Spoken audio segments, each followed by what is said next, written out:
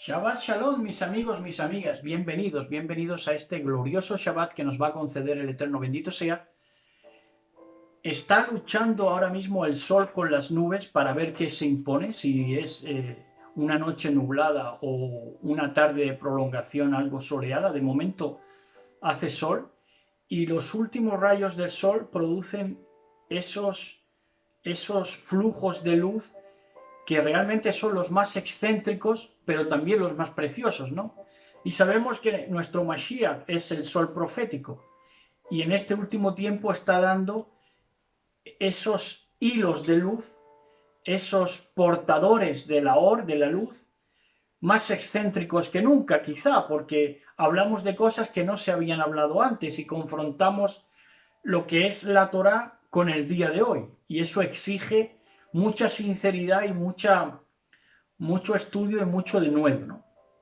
Entonces los últimos rayos son los que producen más excentricidad, como digo, más rareza, más extrañeza, pero también más preciosidad. Es más precioso de vislumbrar, y por eso al atardecer es cuando los pintores salían y reflejaban en sus cuadros esa belleza que veían en los paisajes, ¿no?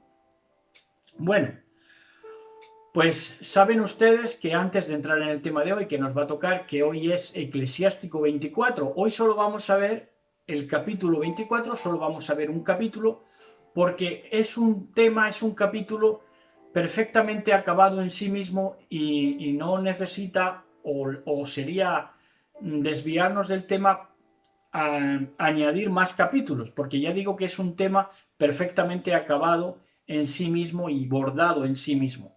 Es un tema precioso que nos va a hacer entender lo que es la Torá, la magnificencia de la Torá y cuándo habla el Mashiach y cuándo no.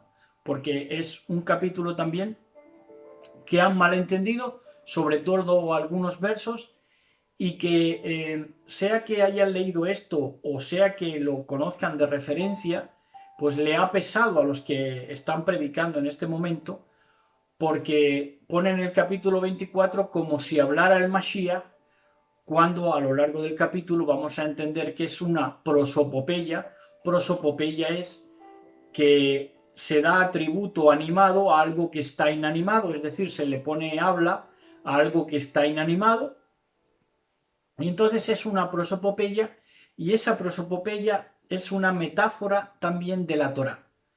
Va a hablar la Torá y lo vamos a evidenciar a lo largo del capítulo 24 que nos va a tocar.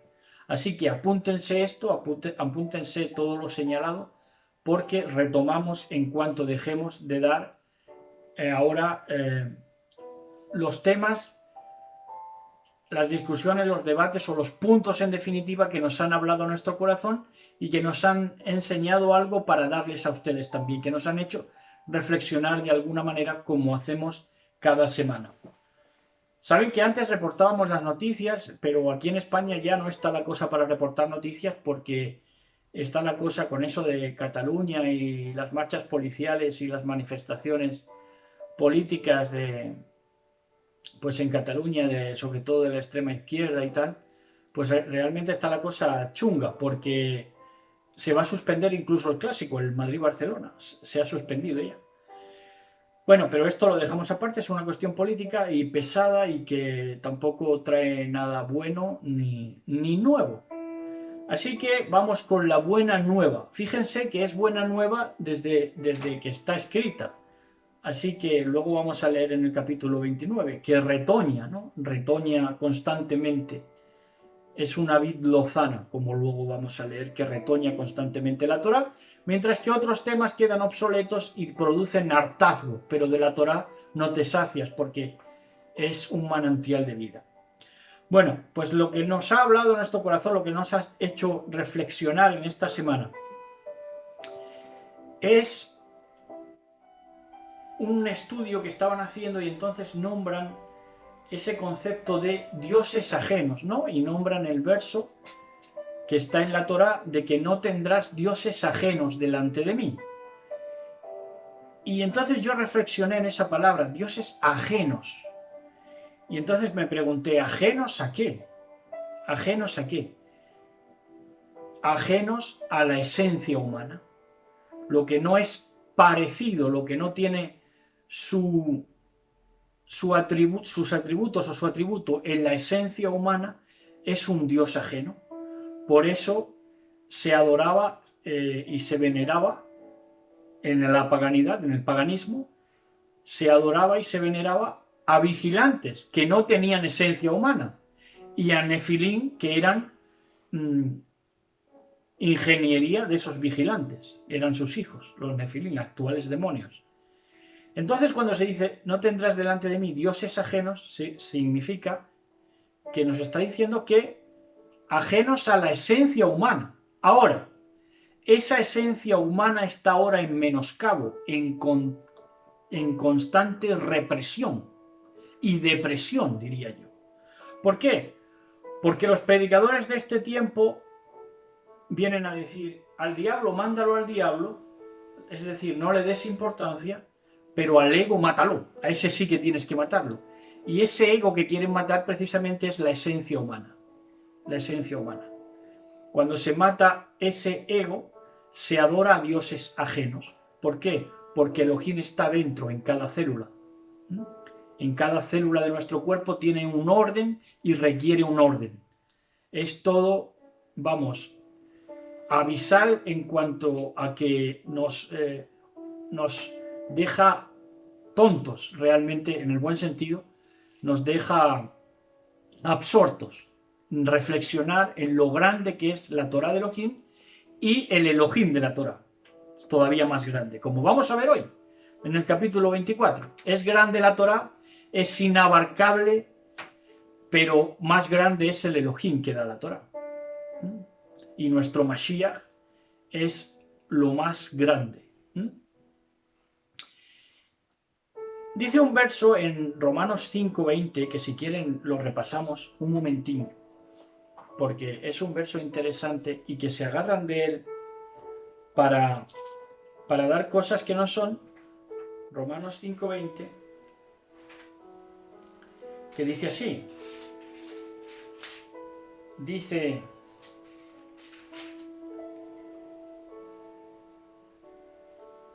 la Torá en verdad intervino para que abundara el delito, dice en esta traducción. Pero donde abundó el pecado, sobreabundó la gracia. Y de aquí se agarran, con esta mala traducción y transliteración, se agarran de que cuanto más peque, más gracia voy a obtener. Pero no está hablando de eso, está hablando que donde abunda la gracia, donde abunda el pecado, abunda la gracia, pero por vías diferentes.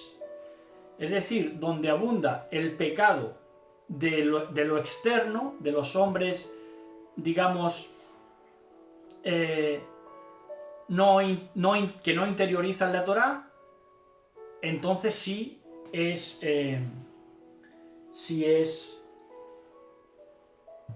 el pecado, sí abunda el pecado, pero en hijos de Elohim que hayan... rodea el pecado. Exactamente, que rodea el pecado. La gente que te rodea está en pecado. Exactamente. Cuanto más pecado, a ti te exactamente. Más. El entorno del pecado,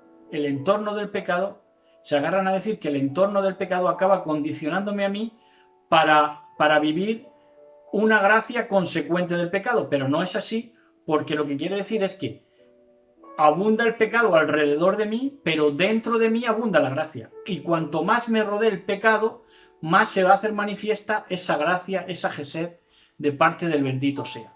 Eso es lo que quiere decir. Otra cosa, lo que dice, pero cada cual, ese es el fallo de los que ministran, que cada cual arrima el ascua a su sardina e intentan justificar el pecado de muchas y diversas maneras, todas ellas disfrazadas. Por eso son hijos de mentira, de su padre que miente, que sabemos quién es. Bueno, dentro del mundo del humor, saben ustedes que siempre tenemos algún ramalazo de sentido del humor desde este ministerio, de este caudal. Y estamos leyendo el libro que les dije la semana pasada del Vaticano contra Dios, y dicen que se relata allí que había un sacerdote que estaba harto de la bisexualidad que veía allí, porque los prelados le pegaban a los dos palos. Eran por un lado sodomitas y por otro lado se acostaban con mujeres. Pero entonces este sacerdote ve el percal, y lo cuentan esto a manera de humor, ve el percal de esa bisexualidad y entonces se propone y se determina en su voluntad hacer voto de homosexualidad para restringirse a solamente ser homosexual y no pegarle a los dos palos, porque así se sentía justificado. Fíjense lo que hemos dicho antes, ¿no? Se quieren justificar el pecado para que abunde esa gracia que es trampa para sí mismo, ¿no? Porque no hay restricción en eso, no hay Torah, no hay instrucción, ahí está tan alejado de Elohim que ahí no participa que reforma de ningún tipo. No te reformas, no mejoras, sino que te embadurnas en la misma bazofia que sería la bisexualidad, pues más bazofia todavía o igual de bazofia es la homosexualidad. Pero esto quien vive en el pecado no lo puede entender, ni siquiera lo ve, ni siquiera lo nota. Están ciegos, guías de ciegos. Bueno, hablamos y reflexionamos también sobre la política del mesianismo, porque el mesianismo, los mesiánicos, portan toda una serie de politiqueos, aunque ellos mismos no sean conscientes. Y uno de esos politiqueos claros que maneja el mesianismo es eso que relata Isaías 17.1, pueden ustedes leerlo, Isaías 17.1, que habla de que Damasco será ruinas, y eso está aireado por todos lares mesiánicos, de que Damasco tiene que ser ruinas, y llevan pues todo lo que lleva la guerra de Siria, que llevará 7 u 8 años por lo menos, clamando porque se destruya Damasco, porque ellos creen que esto es cumplimiento profético cuando esto ya aconteció en otro contexto y durante otra época de la historia.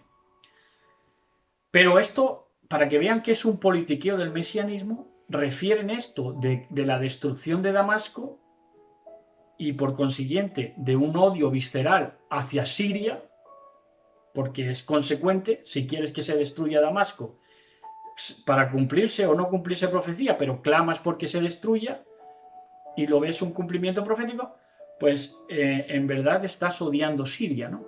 Que por cierto, Siria es donde se habla arameo todavía, el lenguaje que hablaba Yahshua con sus discípulos. Arameo siríaco, de lo más antiguo que hay en el mundo. Bueno, pues obvían, como es politiqueo, hablando de Siria, obvían también que la fama de Yahshua se extendió por toda Siria. Esto no lo dicen. Te hablan de la destrucción de Damasco y de que tiene que cumplirse la destrucción de Damasco, pero no te hablan de que la fama de Yahshua se extendió por toda Siria. En Mateo Matillahu 4:24 lo refleja.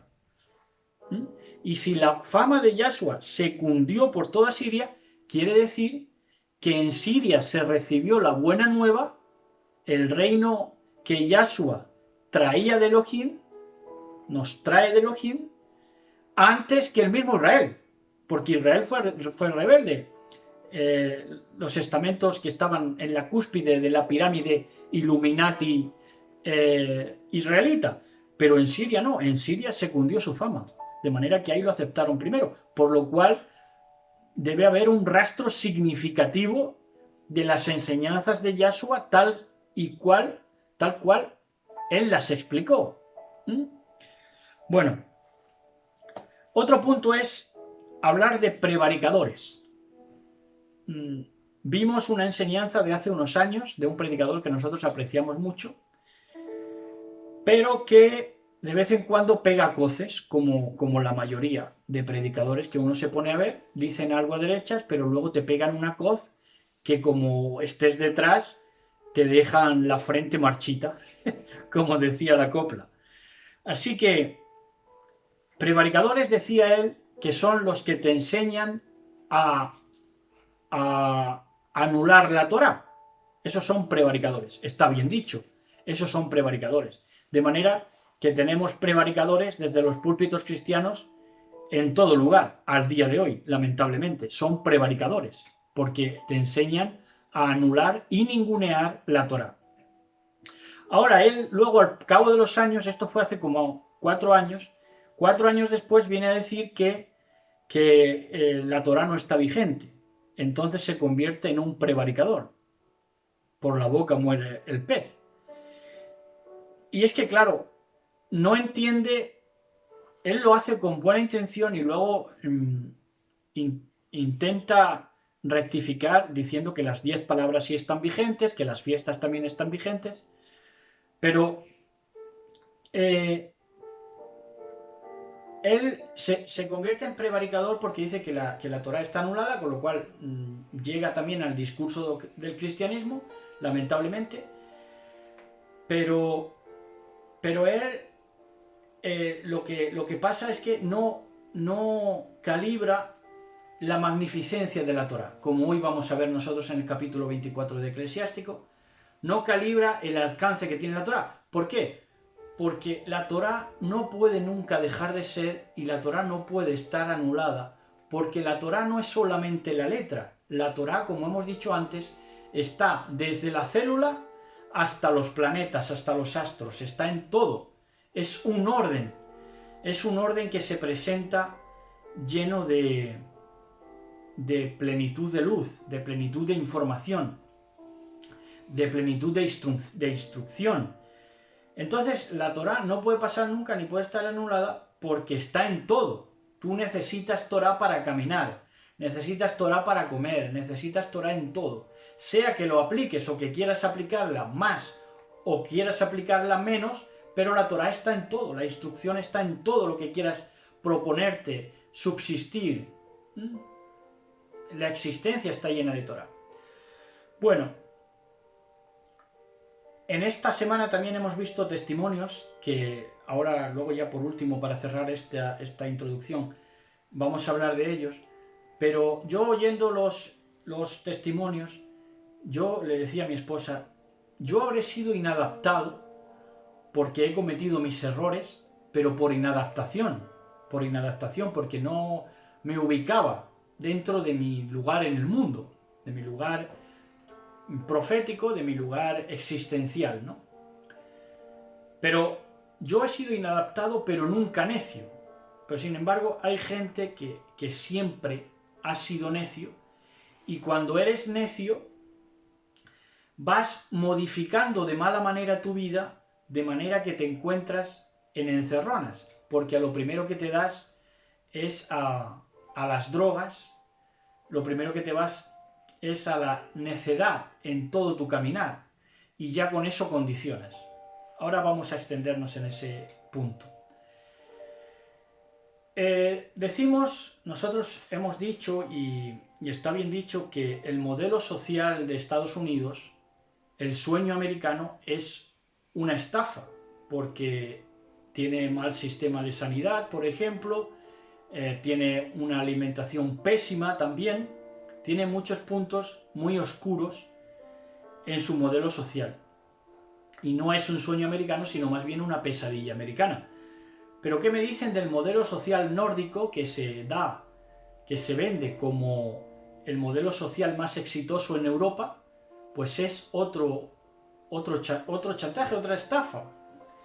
Porque en el modelo social nórdico del que presumen en Europa, se dan dos cosas al por mayor, se dan dos cosas a granel, que es el alcoholismo y el suicidio. Esto se da así. ¿Consecuente de qué? Consecuente de llevar una vida paria, no tiene nada que ver con la pobreza. Ser un paria es, como vimos el otro día en un programa de viajes, entrevistan a un hombre, porque allí en Suecia tienen barcos 1 de cada 10, y dice que en el barco metía mujeres y hacía orgías, y lo decía orgulloso. Y no solamente eso, sino que fotografiaba las vaginas que acudían allí y tenía como un librito con las fotos de las vaginas. Es decir, degeneración absoluta. ¿Dónde lleva todo eso? ¿Dónde lleva toda esa ambigüedad y toda esa fornicación y todo ese estropicio? Pues lleva al alcoholismo y al suicidio, es consecuente. Llevan una vida de pecado, luego la conciencia se les remuerde cada vez más y acaban en el alcoholismo y por último ya en el suicidio. Ese es el modelo social del que presumen en Europa. Todo es una mentira. Fuera de ti no hay nada, que decía esa canción de la cual me acuerdo ahora. Fuera de ti, Yahshua, no hay nada. Fuera de ti no hay nada. Todo es vanidad. Bueno, ¿y qué me dicen de ministerios que están saliendo ahora? Ya les digo, como setas auténticas, ministerios mesiánicos, proselitistas del sionismo, que duda cabe, y un ministerio que descubrimos hace poco venía a decir que no se nos debía subir a la cabeza la riqueza o no se nos debía subir a la cabeza el éxito obtenido, porque si no nos pasaba como Jesurún, que Jesurún engordó y tiró coces. Por cierto, que hemos hablado antes de las coces. Y para explicar esto, para explicar que no debemos de ser como Jesurún y engordar nuestro ego o nuestra idea de nosotros mismos, pues para ser humildes, referenció nada menos que a Bill Gates, porque Bill Gates decía él que iba en Toyota Corolla pese a lo millonario, multimillonario, billonario que es. Te ponen el ejemplo de Bill Gates. Esto es sospechoso. ¿Por qué? Porque ponen como ejemplos a reduccionistas de la población, a eugenésicos, a los que quieren reducir la población. Entonces, esto me hace sospechar que quieran hablar a favor de esta gente. ¿No será que les subvenciona, porque ellos están ahí en Estados Unidos, no será que reciben subvenciones de la bestia y del sionismo para que hablen y lo procuren? Yo creo que sí, yo diría que sí. Y como hemos dicho antes, cuando yo decía que yo había sido inadaptado y había cometido mis errores, pero nunca fui necio, hay unos necios que son necios en cuanto la vida se les empieza a torcer. Y digo esto para que el joven que me ve, que está empezando quizá en el mundo de las drogas, el joven que me pueda estar viendo, por ejemplo, se haya dado ya el cannabis, pues detrás del cannabis va a venir la cocaína, las drogas más duras. Y si cedes en esto, si cedes en decir sí cuando tienes que decir no, pues vas a acabar como esos testimonios de exdrogadictos que hemos estado viendo esta semana. ¿Qué les pasaba? Pues que sí, que se habían arrepentido, que habían encauzado su vida cuando ya tenían 3, 4 matrimonios, hijos por todas partes, mal atendidos ya por consiguiente, ¿no? Porque no se pueden ocupar, porque ya viven en otros lugares y tal.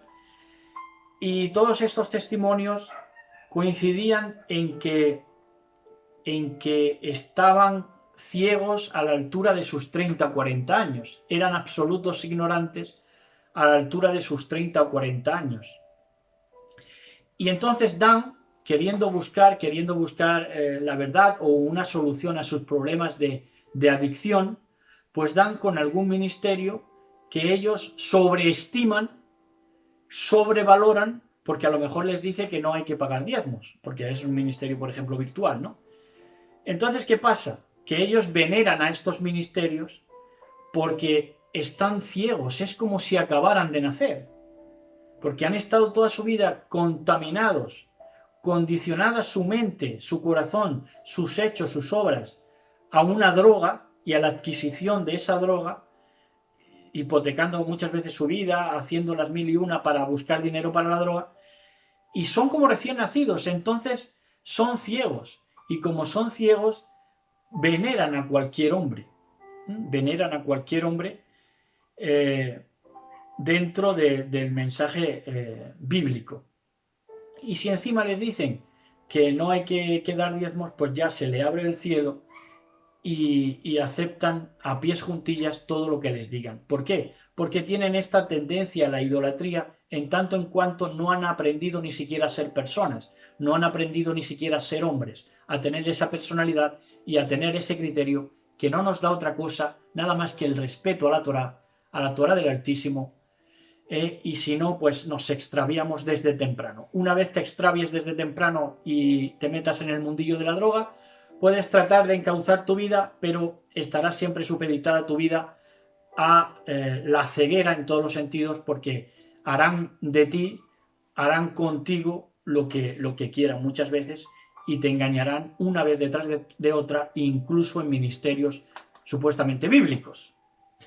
Bueno, y hasta aquí nuestro repaso por estos acontecimientos y estas circunstancias que nos han hecho reflexionar en algunos puntos durante esta bendita semana que nos ha concedido nuestro Elohim. Entonces vamos a Eclesiástico capítulo 24. Ya hemos adelantado que esto va a consistir de ser una prosopopeya. Va a hablar el autor animando la sabiduría, es decir, dándole a la sabiduría personalidad, cosa que no es del todo incorrecto, porque la sabiduría sí tiene personalidad. Ahora vamos a ver bajo qué formas, pero participa de eso, ¿no? De la figura de dicción de la prosopopeya, hacer hablar a lo que no tiene habla. Entonces dice en el verso 1 que ya de por sí no tiene desperdicio, pues apenas palpable su profundidad. Dice así: la sabiduría hace su propio elogio, se gloría en medio de su pueblo. Saben ustedes que nosotros, elogio, hemos dicho muchas veces que viene de Elohim, o más correctamente, Elohim viene de elogio, porque todo lo elogiable, todo lo que acabará siendo elogiable, va a acabar siendo Elohim. De hecho, ya está configurado como Elohim. Entonces lo que te está diciendo es que la sabiduría, dícese instrucción, la instrucción, el orden, la sabiduría, hace su propio Elohim, porque fuera del orden, de la instrucción, de la sabiduría, es un Dios ajeno, como hemos hablado antes. Es un Dios que no tiene esencia, no tiene arraigo en la humanidad. Pero la sabiduría, cuando es instructiva, cuando es una sabiduría tal cual es la sabiduría, hace su propio Elohim. Es decir, lo une, lo que es elogiable lo une y hace su propio Elohim. Se gloría en medio de su pueblo, porque ahí es donde habita la sabiduría. Entonces la sabiduría, podríamos decir que si se le quiere dar voz, es una voz unísona, porque se gloría en medio de su pueblo, puesto que está en medio de su pueblo, y hace su propio Elohim, porque este pueblo se convierte en elogiable y en Elohim. Espero que me estén siguiendo. Lo vamos a estar viendo ahora. Si no lo entienden, tengan paciencia porque lo van a entender. Así pues, dice en el verso 2: en la asamblea del Altísimo abre su boca. ¿Quién? La sabiduría. En la asamblea del Altísimo abre su boca, se gloría delante de su poder. En el verso de antes hemos leído se gloría en medio de su pueblo, y ahora leemos se gloría delante de su poder. ¿Por qué?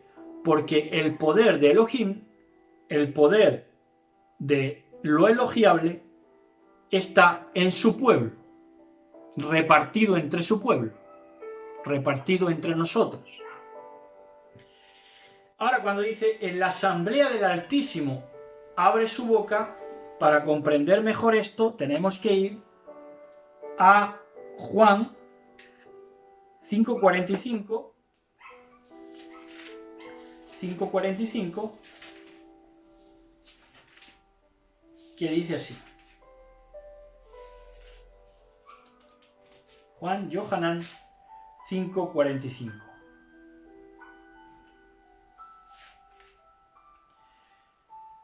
Dice: no penséis que os voy a acusar yo delante del Padre, le dice a los fariseos. Vuestro acusador es Moshe, en quien habéis puesto vuestra esperanza. Entonces resulta que quien los iba a acusar de verdad era la palabra, la instrucción, porque Moshe se va a sentar también en esa asamblea que va a ser cuando el Altísimo abra su boca o abre su boca. En esa asamblea donde el Altísimo abre su boca, allí participa la Torá, la instrucción, la palabra y también Moshe, porque está en esa voz unísona de la sabiduría. De manera que quien les acusaría sería la propia palabra, la propia sabiduría como ente vivo, aunando las voces, por ejemplo, también de Moshe, porque ahora vamos a ver que también Moshe, por supuesto, participaría de lo elogiable, de Elohim, y se sentaría para juzgar. Por eso dice que Moshe sería quien juzgaría a los fariseos. 12:48 de Juan, 12:48,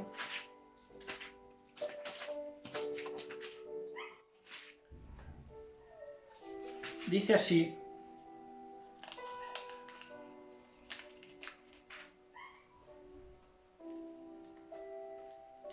en el capítulo 12, verso 48 de Yohanan,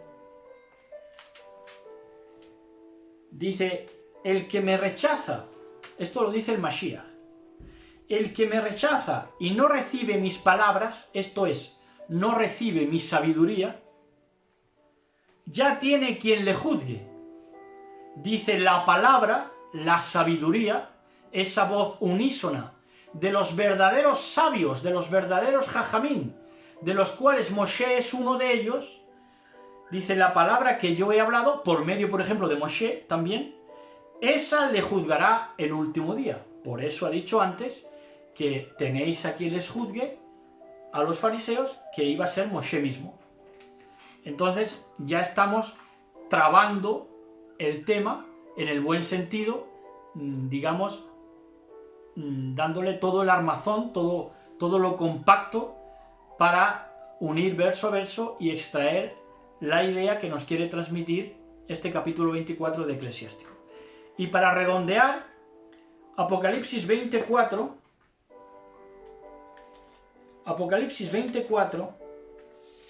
dice así, ahora lo van a acabar de entender. 24 dice: luego vi unos tronos, ahí está la sabiduría ya sentada. Ahí ya está toda la sabiduría, todo lo que participa de lo elogiable de Elohim. Luego vi unos tronos y se sentaron en ellos. Ahí estaban todos, desde Moshe hasta el último de nosotros. Y se les dio el poder de juzgar. ¿A quién se les da el poder de juzgar? Juzgar, juez, es Elohim. Entonces, si se les da el poder de juzgar, es que se les da el poder de llegar a Elohim, al nivel de Elohim. Vi también las almas de los que fueron decapitados por el testimonio de Yahshua y la palabra de Elohim, la sabiduría de Elohim, y a todos los que no adoraron a la bestia ni a su imagen y no aceptaron la marca en su frente su mano, revivieron y reinaron con Mashiach 1000 años, que es la eternidad. Pero lo que queramos hacer notar en esto, en este punto, es que ahí es donde se sientan, ahí es donde se sienta la sabiduría. Entonces, en ese relato de Apocalipsis ya todo se acaba de configurar, todo se acaba de ministrar a la perfección, pero aquí nos da un adelanto eclesiástico cuando dice: la sabiduría hace su propio elogio, Elohim, se gloría en medio de su pueblo porque es su propio pueblo.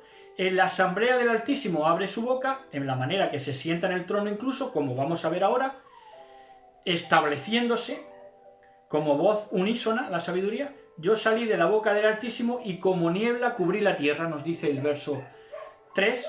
Esto es, como niebla cubrí la tierra, que la acarició con sensibilidad. Es lo que quiere transmitir. No quiere dejarnos la idea en la mente de que como niebla en el sentido de que todo está nublado y todo está oculto. No, es al contrario. Es que acaricia sensitivamente la tierra.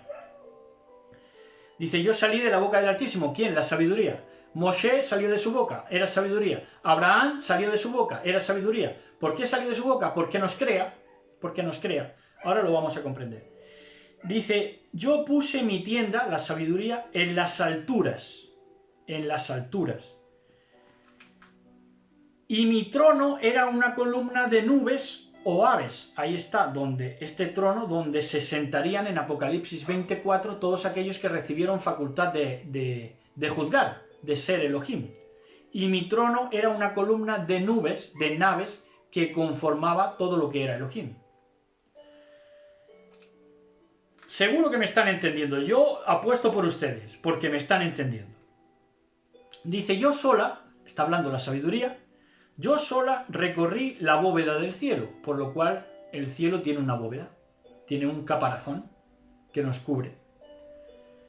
Y me pasé por la profundidad del abismo de lo insondable, de lo que no puede sondar el hombre, puede sondar la palabra, la sabiduría unida de todos los sabios que han existido, y por eso esa sabiduría sondea la profundidad del abismo.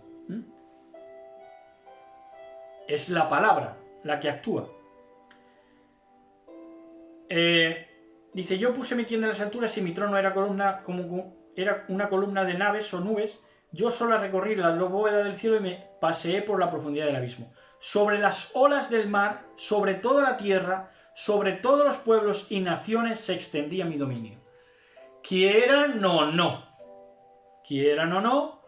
porque las olas del mar nos habla de ideología. Sobre toda ideología participa una Torá, una instrucción, porque si no, no se puede llevar a cabo la ordenación y la articulación de dichas teorías o dichas ideologías. Y sobre toda la tierra, sobre todos los pueblos, hay constituciones que necesitan orden, necesitan Torá para que los pueblos se puedan organizar, y naciones se extendía mi dominio. Está claro. Dice, en todos estos dominios, naciones o pueblos, en todos ellos busqué donde descansar. La sabiduría, la palabra, esa sabiduría ancestral, esa sí que es sabiduría ancestral, porque es de Elohim, de lo elogiable a lo largo de la historia. En todos ellos busqué donde descansar, una heredad donde establecerme. Va a hablar la Torá más claro todavía. Dice, entonces el creador del universo me dio una orden. El que me había creado me hizo plantar la tienda y me dijo, pon tu tienda en Jacob, sea Israel tu heredad. Y de versos como este se agarran para decir que está hablando Yahshua HaMashiach y está diciendo, el creador del universo me dio una orden. Y luego va a decir que lo creó en el verso posterior. Pero realmente lo que está hablando es la instrucción, la sabiduría, la palabra, lo elogiable está hablando. Entonces el creador del universo me dio una orden, el que me había creado como sabiduría, como instrucción, me hizo plantar la tienda.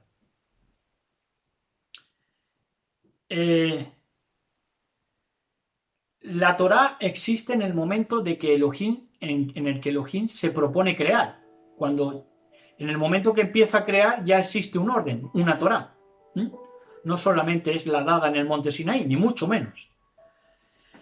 Entonces el creador del universo me dio una orden, el que me había creado me hizo plantar la tienda. Y me dijo, pon tu tienda en Jacob, sea Israel tu heredad. Dice, desde el principio, antes de los siglos, me creó. Y de aquí se agarran que es el Mashiach. Desde el principio, antes de los siglos, dicen ellos, antes de que corrieran los siglos, lo primero en crear, lo primero engendrado fue el Mashiach. No habla el Mashiach, está hablando la Torá. Desde el principio, antes de los siglos, me creó. ¿Por qué está hablando la Torá? Porque la Torá nace en el momento de que Elohim se pone a crear. Y te venden la idea de que lo que se crea es el Mashiach, y cuando dice antes de los siglos, se refieren ellos a allende en la eternidad. En la eternidad no.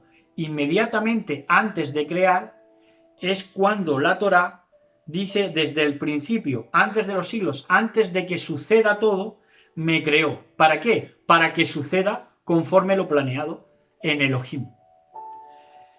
y por los siglos de los siglos existiré. Ahí está. La Torá no puede ser revocada ni puede ser anulada, siempre existirá. ¿Por qué? Porque es la propia vida, la propia existencia. La Torá siempre va a estar presente como instrucción. En todo necesitaremos siempre eternamente instrucción. Ahora, la Torá, como vamos a ir viendo con este desglose, se va a ir perfeccionando, se va perfeccionando.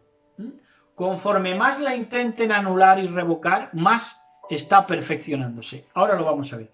Y esto va a ser definitivamente así en el reino de nuestro Elohim. Porque va a ser una Torah perfecta, que va a redundar en la celebración más que en la letra, por supuesto. Ahora lo vamos a ver. Pero en el Brit Hadashah dice que la dama se hizo carne, que dice que es el Mashiach. La palabra se hizo carne. Ahora también vamos a ir a ese punto también. Ahora vamos a entrar en ese punto. Dice, desde el principio, eso ya lo hemos leído, oficié en la tienda Kadosh delante de él. ¿Delante de quién? Delante de su creador, Elohim. Oficié en la tienda Kadosh delante de él. Está hablando de la tienda en el cielo, de la tienda de reunión en el cielo, no en la terrena. Aunque también, por extensión. Y así me establecí en Sion con Sadik de justicia. En la ciudad amada me hizo descansar, esto es Jerusalén, pero la Jerusalén prototipo celestial. Y en Jerusalén está mi poder. ¿Por qué? Porque ahí está su pueblo. Como hemos visto antes, se gloría en medio de su pueblo, se gloría delante de su poder. Su poder es su pueblo. Dice, he crecido como cedro del Líbano, como ciprés de las montañas de Hermón. Cedro del Líbano es opulento, es frondoso, es alto. Como ciprés también en las montañas de Hermón. He crecido, pero ¿por qué ha crecido la Torá? Pues la Torá ha crecido en medio de la adversidad. Porque cuanto más impedimentos se le han buscado, más ha sabido retoñar y florecer. Ahora lo vamos a ver. He crecido como palmera de Engadí. La palmera, saben ustedes que los vientos parecen tumbarla, pero luego se enderezan en el mismo sitio. Eso ha pasado muchas veces con la Torá a lo largo de la historia, sobre todo en esta última etapa desde la Revolución Francesa hasta ahora. Como plantel de rosas en Jericó. Rosas. Como gallardo olivo en la llanura. ¿Por qué es gallardo el olivo? Porque necesita poca agua y agradece la poca agua que se le echa. Como plátano he crecido. Como cinamomo y aspáltano aromático he exhalado perfume. Nos dice la Torá. Como mirra exquisita he derramado aroma. La mirra es un elemento erótico. Nos lo dice Shir Hashirim, Cantar de los Cantares. Dice que cuando va a abrirle al amado, mirra gotea de sus manos. Es un elemento erótico de cara al amado y la amada, que es nuestro Mashiach y su pueblo.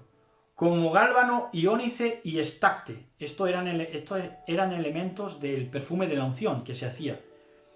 Dice, como nube de incienso en la tienda.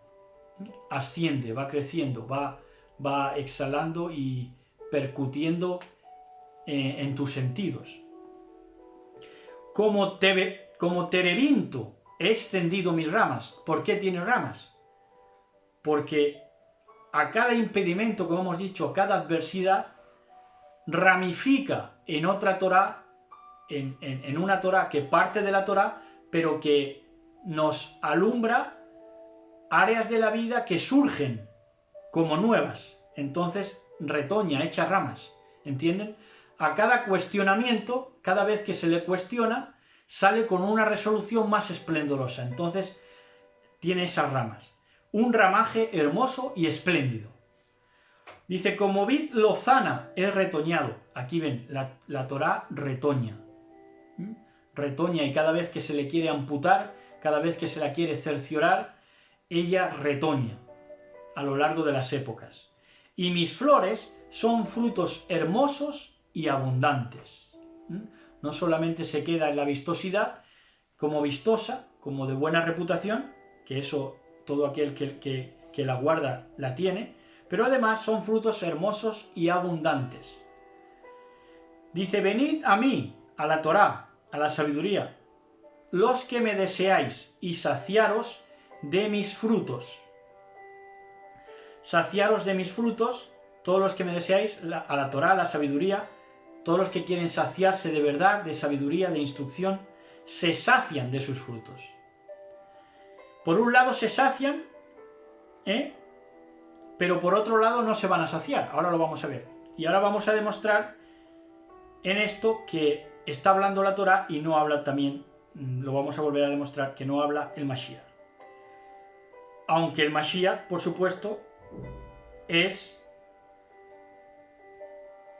ahora lo vamos a ver, es el río de ese caudal. La Torá es el caudal, la sabiduría es el caudal, pero el río y el mar es el Mashiach. Ahora lo veremos. Dice que mi recuerdo es más dulce que la miel, mi heredad más dulce que los panales. Mi recuerdo. Entonces nosotros los que guardamos la Torá debemos recordar más que celebrar. Porque la propia celebración es un recuerdo de ¿qué? Del Mashiach que nos sustenta, que sustenta todo. Que mi recuerdo es más dulce que la miel, mi heredad, su pueblo, sus elogiables, más dulce que los panales. Los que me comen aún tendrán más hambre, los que me beben aún sentirán más sed. Esto es lo que varía de la Torá con respecto al Mashiach. Porque dice, aunque viene a decir lo mismo utilizando distintas figuras, pero aquí lo notamos.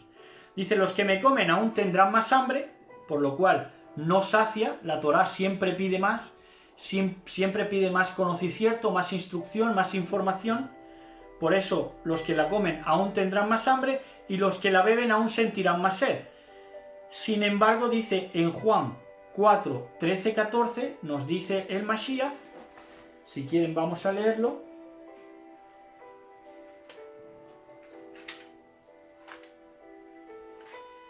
En 4.14 de Juan Yohanan, dice el Mashiach,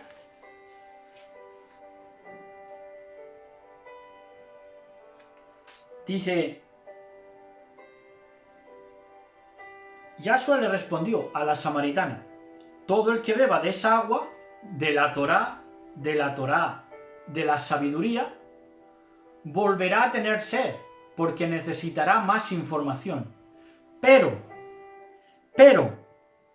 el que beba del agua que yo les dé, o que soy yo, el Mashiach, no tendrá sed jamás, sino que el agua que yo le dé se convertirá en él, en su interior, en fuente de agua que brota para vida eterna.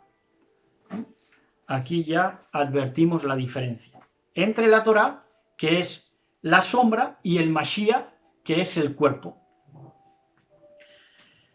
Dice, y aquí lo confirma que está hablando la Torá, definitivamente, dice en el verso 23.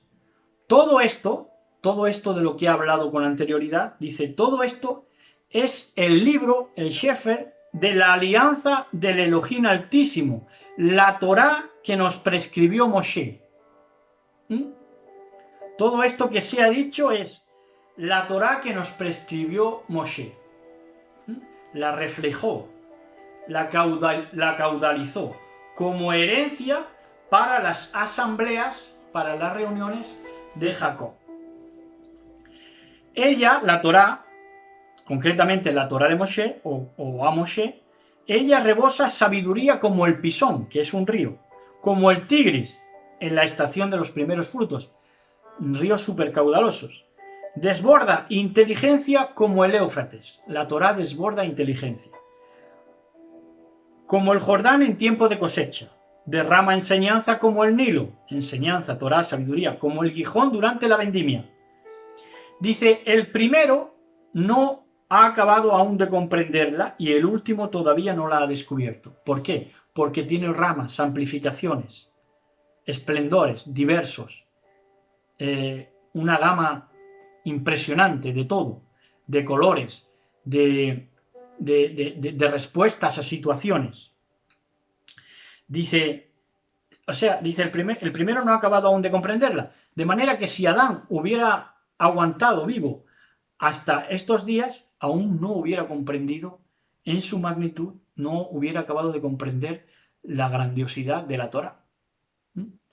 El primero aún no ha acabado de comprenderla y el último todavía no la ha descubierto. Ni siquiera nosotros, por ejemplo, que somos los últimos, estamos apenas palpándola, esbozándola. Dice, porque sus pensaciertos de la Torá son más grandes que el mar y sus consejos más profundos que el abismo, porque ahí estuvo, sondeando el abismo de todo. Se las sabe todas. Ahí sí que la Torá se las sabe todas. Y yo, como caudal, o canal, más bien caudal, y yo como caudal que deriva de un río. Está hablando la sabiduría, la instrucción. Y te está diciendo, la Torá, la sabiduría, la instrucción, dice que ella deriva de un río. ¿Quién es ese río? Ese río es el Mashiach. Y luego ese río se convierte en mar cuando está dentro de ti. Dice, y yo como caudal que deriva, es una deriva, esa Torá. ¿Por qué? Porque responde a distintas situaciones. La Torá que necesitó Israel en el Sinaí es distinta a la Torá que necesita un pagano. El pagano también necesita Torá, pero es otra. Entonces son derivaciones, van derivando.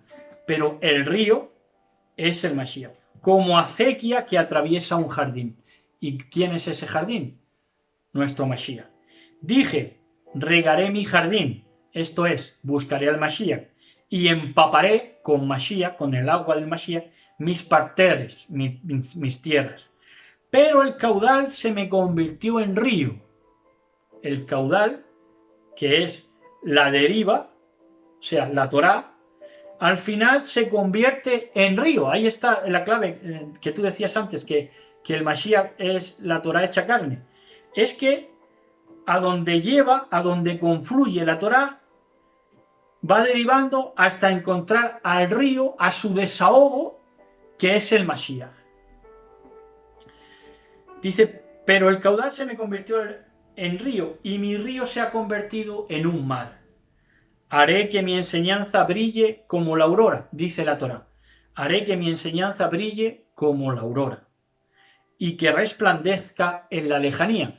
¿Quiénes están en la lejanía? Nosotros, que estamos en lo postrero de los tiempos. Y en lo postrero de los tiempos nos dice la Torá, derramaré mi enseñanza como profecía. Y ahora precisamente es cuando estamos descubriendo que en los utensilios, en cada utensilio y en cada elemento de la tienda de reunión y en cada elemento de la Torá dada a Moshe, nos lo enseñaba como profecía, pero son estos últimos los que el porvenir, el que se está enterando de la cuestión. Dice que resplandezca en la lejanía somos nosotros nos damos cuenta que se está derramando su enseñanza de la Torá como profecía, porque es profecía. Esto no lo habían entendido antes la generación a su plenitud, las generaciones anteriores.